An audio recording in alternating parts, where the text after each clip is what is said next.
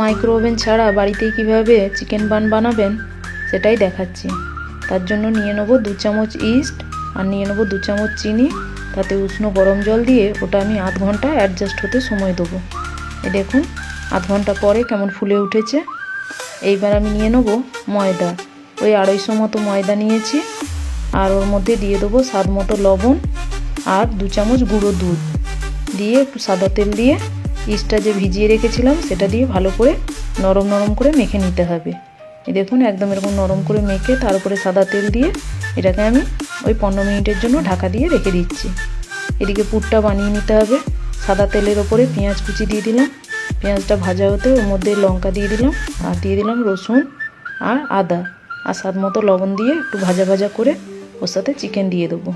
এবার চিকেনটা কষানো হয়ে গেলে যেটা ডেলি ইউজের মশলা হয় ওই হলুদ গুঁড়ো, লঙ্কা গুঁড়ো, জিরে গুঁড়ো আর দিয়ে দেবো একটু গোলমরিচের গুঁড়ো আর দেবো টমেটো সস, সয়া সস দিয়ে ভালো করে শুকনো শুকনো করে নেড়ে নিতে হবে।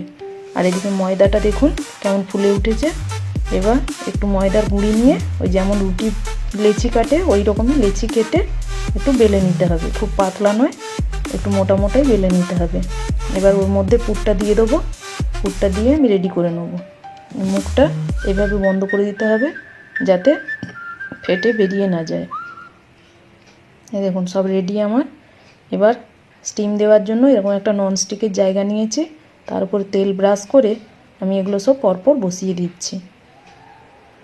দেখুন বসিয়ে দিয়ে ওর উপরে আবারও একটু তেল ব্রাশ করে দেবো আর একদম ধিমি আঁচে ওটাকে স্টিম দিতে হবে।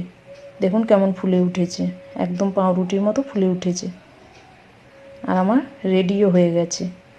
এই দেখুন তলার দিক থেকে একটু ধরে ধরে যাচ্ছে, এইভাবে রেডি হয়ে গেছে। আর আমি দুটো তেলে ভেজেও দেখালাম। এই দেখুন এটা আমি স্টিম দিয়ে করেছি আর ওটা তেলে ভেজে দেখাচ্ছি। যারা তেল পছন্দ করে না তারা এইভাবে খেতে পারেন, আর যারা তেল পছন্দ করেন এভাবে।